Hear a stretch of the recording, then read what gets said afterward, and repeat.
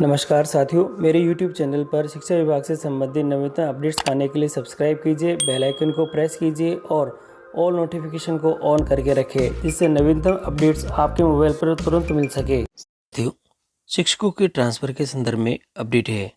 दिलावर जी बोले, मार्च में निकलेंगे टीचर्स के तबादलों का रास्ता। चुनावी प्रक्रिया होने के कारण देर हुई, अब बोर्ड एग्ज़ाम होने वाले हैं। और सबसे बड़ा बिग अपडेट है डीपीसी और जो ट्रांसफ़र के संदर्भ में पंचायती राज और शिक्षा मंत्री मदन दिलावर शनिवार को बालोतरा दौरे पर थे और उस समय इन्होंने बताया कि राजस्थान में सरकारी शिक्षकों के तबादलों पर रोक लगी हुई है और इसे लेकर शिक्षा मंत्री मदन दिलावर ने बालोतरा में कहा, इस साल लोकसभा और विधानसभा चुनाव और उपचुनाव होने के कारण तबादलों में देरी हुई है। अब बोर्ड परीक्षाएं होगी। अब 15 मार्च के बाद देखिए साथियों, यहाँ इन्होंने एक डेट भी मेंशन कर दी है। 15 मार्च के बाद सीएम बजरंग शर्मा से चर्चा कर शिक्षकों के ट्रांसफ़र के मामले का समाधान किया जाएगा। तो यहाँ थोड़ा सा बिग अपडेट है कि 15 मार्च के बाद ट्रांसफ़र प्रक्रिया पर रोक हटने की संभावना लग रही है। और शिक्षा मंत्री मदन दिलावर शनिवार को बालोतरा दौरे पर थे। इलाके के जसोल धाम में मंदिरों में दर्शन करने के बाद उन्होंने पत्रकारों से बात की और इस दौरान उन्होंने शिक्षकों के ट्रांसफ़र के सवाल पर भी कहा। साथियों, इन्होंने कहा है कि राजस्थान में चुनावी प्रक्रिया के चलते तबादलों में देरी हुई है।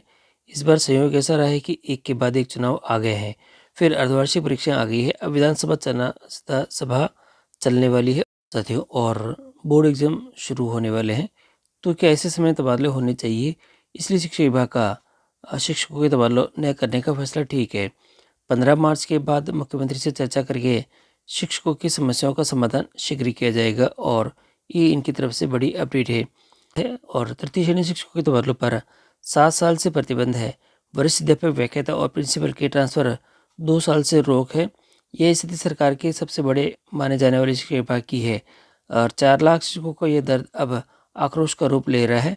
शैक्षिक संगठन तबादले नहीं खोलने के विरोध में उतर गए हैं। ऐसा इसलिए भी कि भाजपा सरकार बनने के बाद हाल ही में दूसरी बार तबादलों से रोक हटाई गई है, लेकिन शिक्षा विभाग फिर छोड़ दिया गया है। इस सरकार में 2024 में 10 से 20 फरवरी तक और अब 1 से 10 जनवरी तक रोक हटाई गई है और तब 85,000 शिक्षकों ने आवेदन किए थे, लेकिन इन पर आज तक कोई निर्णय नहीं हुआ है। इसके बाद नवंबर 2021 में डोडासरा की जगह बीडी कल्ला शिक्षा मंत्री बने। कल्ला ने अगस्त 2022 से जनवरी 2023 तक शिक्षा विभाग में तबादले खोले थे। इस दौरान भी व्याख्याताओं, वरिष्ठ अध्यापक, प्रिंसिपल की बड़ी संख्या में तबादले किए थे। इन तबादलों पर 15 जनवरी 2023 को रोक लगी थी। इसके बाद से 2 साल से तबादले नहीं हुए हैं। बातें सबने की है, नीति किसी ने नहीं बनाई है।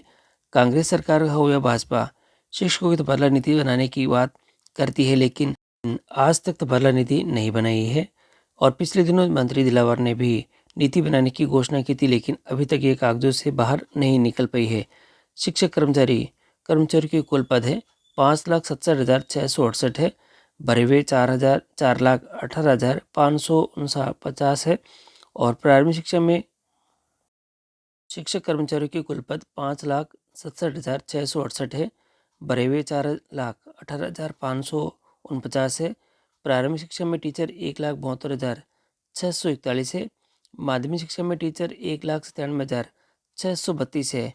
विभाग में कार्यरत टीचर 3,70,273 है। थर्ड ग्रेड टीचर 1,85,030 दे रखे हैं। डीपीसी की प्रक्रिया भी शीघ्र शुरू होने वाली है साथियों। और डीपीसी के संदर्भ में भी इन्होंने अपडेट दिया है। डीपीसी की प्रक्रिया शीघ्र जल्द शुरू होगी। पंचायती राज के मंत्रालय कर्मचारियों की डीपीसी विभागीय पदोन्नति समिति को लेकर दिलावर बोले, मैंने हमेशा डीपीसी को प्राथमिकता दी है। शिक्षा विभाग में लंबित डीपीसी को पूरा किया गया है और पंचायती राज विभाग में भी डीपीसी की प्रक्रिया जल्द शुरू होगी ताकि कर्मचारियों को उनके हक का फ़ायदा मिल सके।